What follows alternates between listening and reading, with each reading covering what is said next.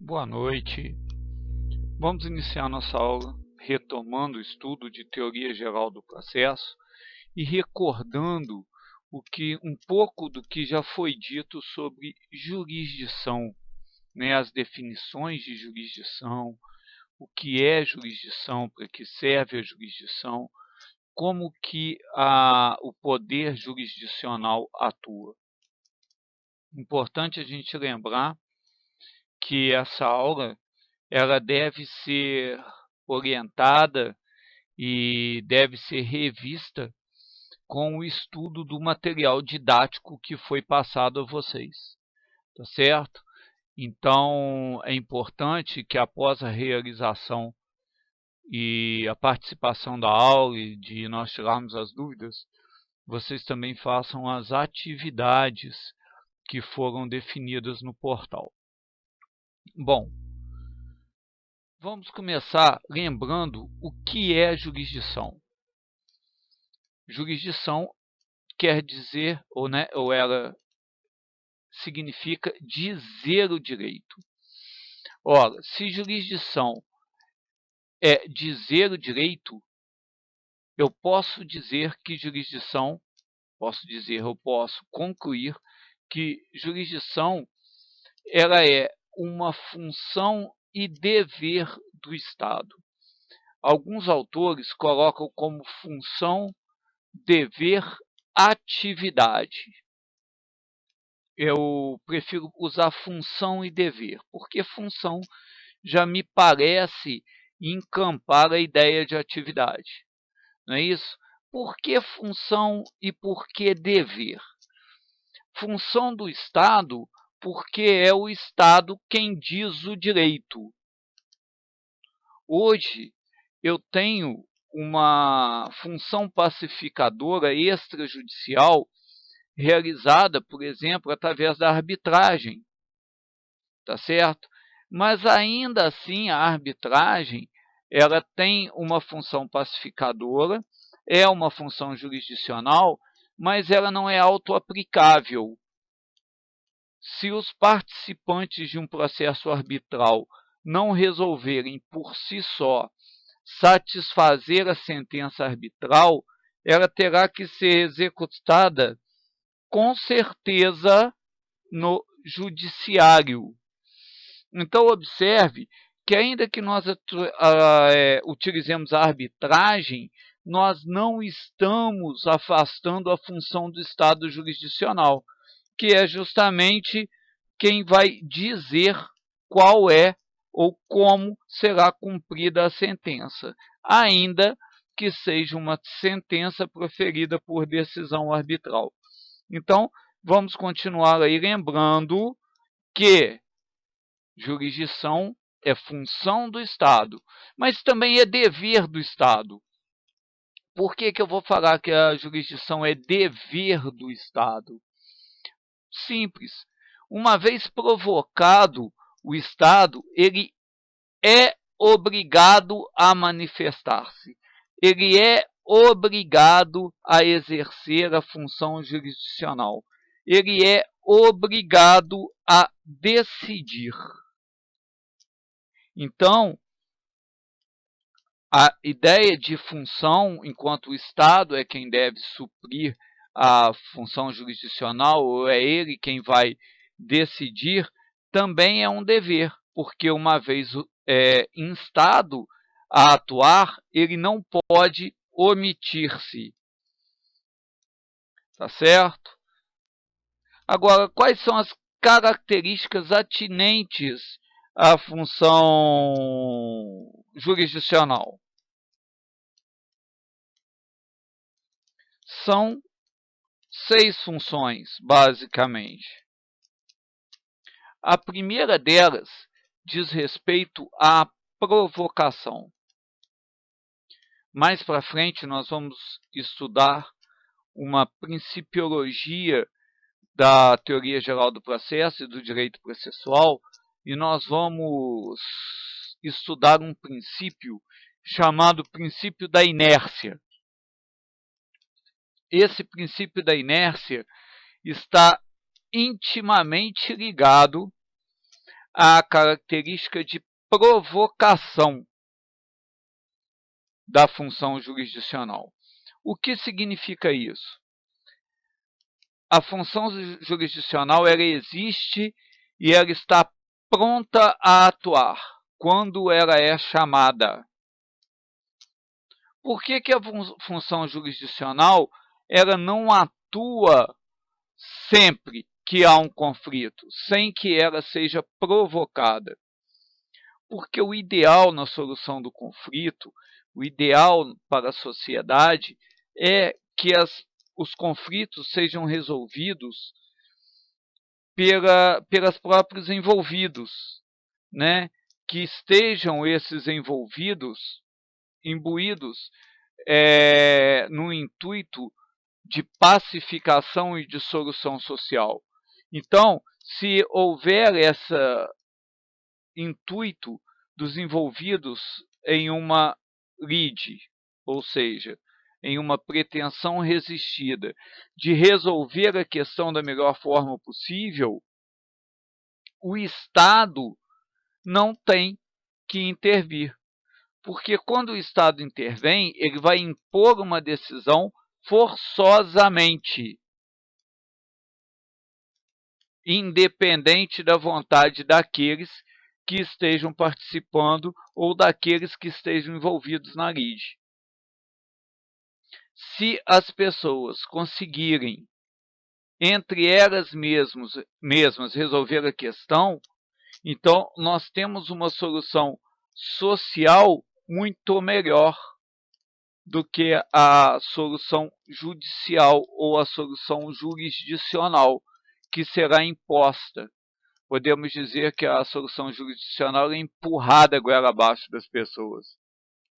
Enquanto se os envolvidos conseguem mediar a situação, se os envolvidos conseguirem resolver o conflito de uma forma que seja satisfatória a ambos, não é necessária a atividade jurisdicional.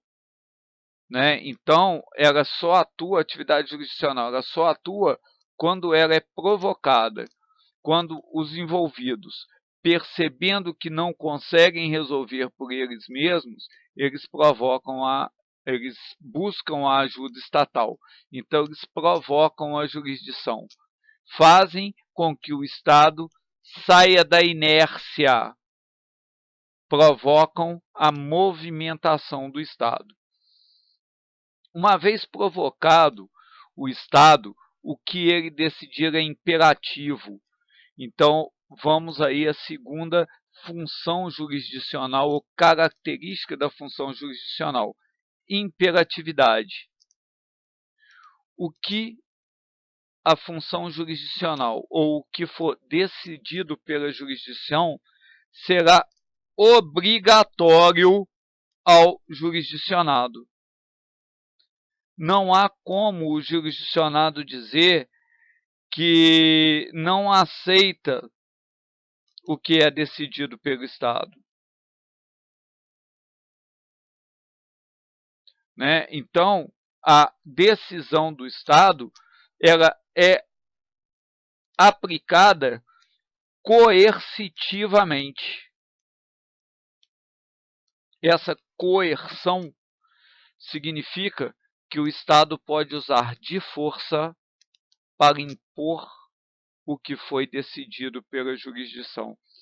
Então, olhem só, por que nem sempre a decisão jurisdicional é melhor? Quando você coloca o direito em jogo, você pode achar que tem razão, tá certo? Mas sempre existe uma questão de subjetividade no jogador. Ele pode perceber minúcias que aqueles que estão envolvidos não perceberam.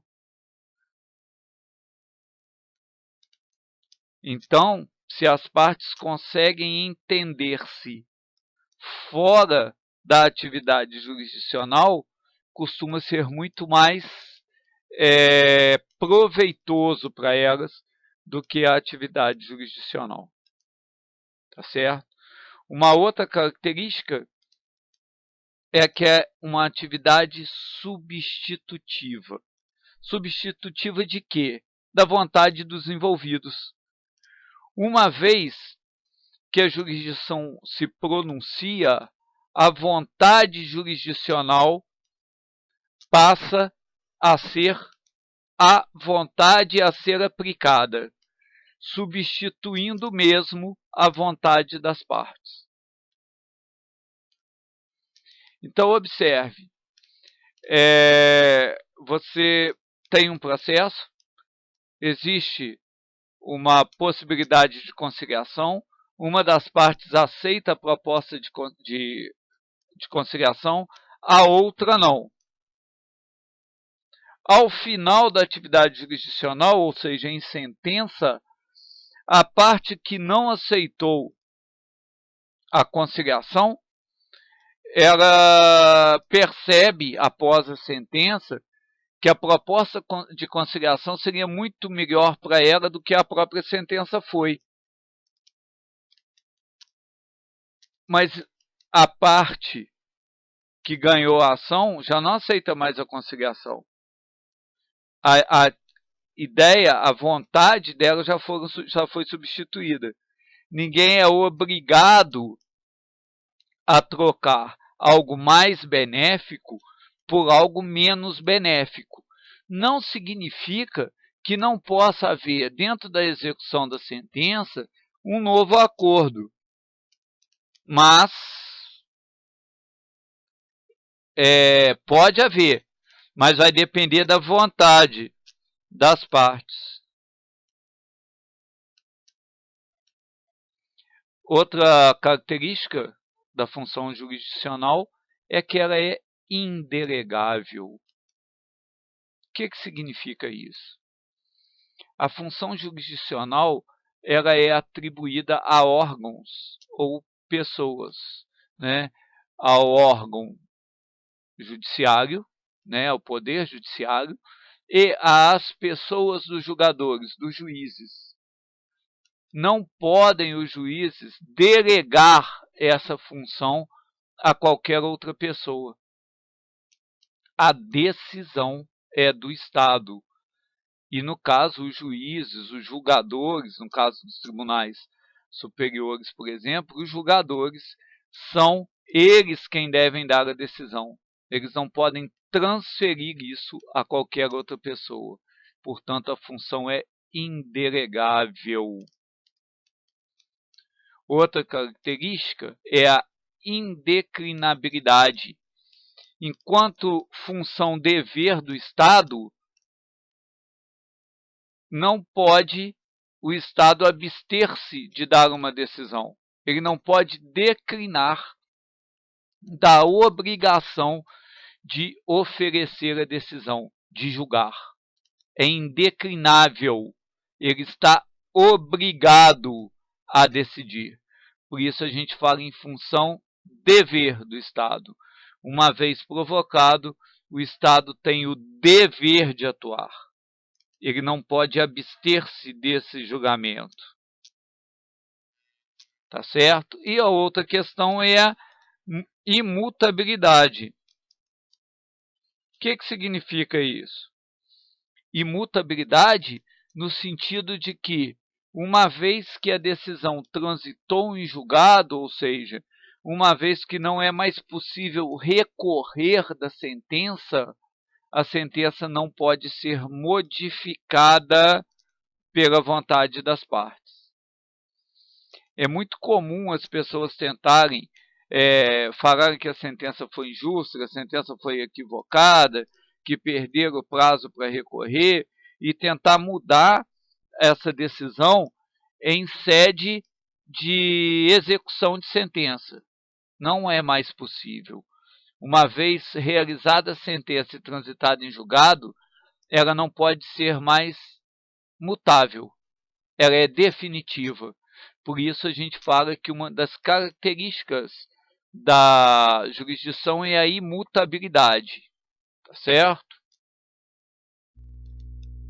Agora, existem espécies de jurisdição. O que significa isso? São formas diferentes de o Estado atuar. Então, quando eu tenho uma jurisdição contenciosa, o Estado ele deve intervir decidindo, acabando com o conflito. Por exemplo, quando a gente tem uma reintegração de posse, né, em que se discute quem é o posseiro, quem vai exercer a posse. E temos jurisdições voluntárias, que são aquelas em que a função jurisdicional do Estado é quase que administrativa, como o que ocorre, por exemplo, num reconhecimento de testamento, na realização de um inventário não contencioso, tá certo? Então, as primeiras espécies que a gente tem aí é contenciosa e voluntária. Né? Então, a contenciosa, quando existe um conflito de interesses, e a voluntária, quando não existe conflitos de interesses.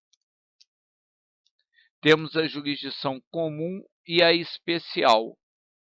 Vou explicar primeiro a especial, porque o que não é especial é comum.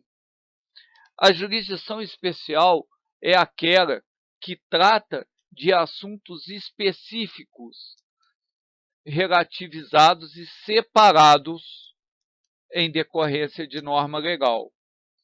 Então, nós temos a jurisdição especial penal militar, temos a jurisdição especial federal. Essas jurisdições especiais, elas são destacadas pela própria legislação. Quem vai ser julgado pela legislação penal militar?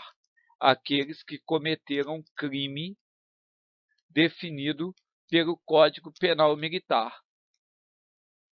Aí vamos falar, só os militares serão julgados pela Justiça Penal Militar? Não. Civis que cometem crimes militares também podem ser julgados pela jurisdição militar. Temos a jurisdição, todas as outras jurisdições são comuns. Então, por exemplo, crime, jurisdição estadual comum. Divórcio, jurisdição estadual comum. Tá certo? Então, todo o resto é comum.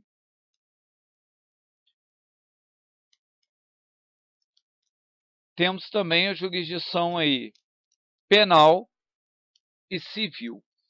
Doutrinariamente, a jurisdição ela é definida em penal e civil, que são os dois grandes grupos jurisdicionais. Penal, aqueles que se referem ao crime, ao direito criminal, né? Porque o ato que gera a pena. Então, nós temos o direito penal. E civil, todas as questões oriundas de patrimônio, família, propriedade, posse. Contudo, hoje, nós temos uma especialização muito grande do direito. Então, já existem doutrinadores que falam em jurisdição consumerista, jurisdição empresarial, buscando uma especificação, ou seja, uma especialização nesse tipo de ato. Então, a consumerista tende a ter uma jurisdição. Nós podemos ver isso na prática, nós podemos ver isso quando a gente vê a especificação das vagas. Vara consumerista, vara de família, vara civil, vara penal, tá certo? Então, a gente vai vendo que elas vão se especificando, né? Vara de fazenda pública, autarquia pública, isso tudo vai se especificando. Mas partem de dois grandes ramos, penal e civil. Então, a jurisdição penal relativa àqueles atos criminais, e civil relativa a todo o outro campo. Temos também a jurisdição inferior e superior. A gente vai ter a jurisdição inferior, normalmente exercida por juízes singulares, né, os juízes de primeira instância, e a jurisdição superior, que normalmente são exercidas por colegiado nos tribunais. Acabamos aqui a nossa aula de hoje e na próxima aula continuaremos a falar sobre jurisdição, mais sobre os princípios jurisdicionais, sobre mais especificidades jurisdicionais. Boa noite.